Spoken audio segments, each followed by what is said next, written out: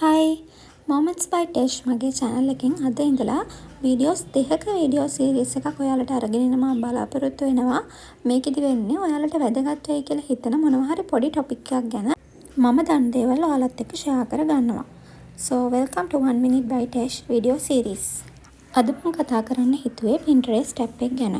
ඔයාට ඕනම විදිහක ලස්සන aesthetic image එකක් හොයාගන්න මේ app එක ගොඩක් useful වෙනවා. ඔයාගේ Play Store එකේ හරි App Store එකට හරි ගිහිල්ලා Pinterest කියලා search කරන්න. එතකොට ඔයාට රතු පාට icon එකක් එක්ක මේ app එක බලා ගන්න පුළුවන්. මම දැනටම ඩවුන්ලෝඩ් කරලා තියෙන නිසා මම ආයෙ ඩවුන්ලෝඩ් කරන්න යන්නේ නැහැ. මෙතනින් ඕපන් කරාට පස්සේ ඔයාට එනවා sign in වෙන්න කියලා. ඔයාට පුළුවන් using Google account කියන option එක දීලා sign in වෙන්න. දැන් ඔයාට පුළුවන් ඔයාට අවශ්‍ය කරන images එහෙම නැත්නම් මොනකට හරි idea එකක් ගන්න ඕන නම් ඒ වගේ දේවල් වලට ඔයාට ඕන කරන දේ keyword එක type කරලා මෙතනින් ඔයාට ඕනම දෙයක් search කරගන්න.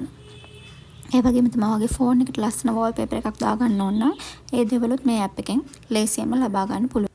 ඔයාට ඕන කරන images කීපයක් එක collection එකකට add කරගන්න ඕනේ නම් මෙන්න මේ dots තුන click කරාට පස්සේ create board කියලා option එකක් එනවා. ඒකට ගිහිල්ලා අපිට කැමති නමක් දුන්නාට පස්සේ ඒකේ අපිට වෙනම collection එකක් හදා ගන්නත් පුළුවන්. එහෙමත් නැත්නම් download image කියන option එක දුන්නම ඒක අපිට gallery එකට save කරගන්නත් පුළුවන්.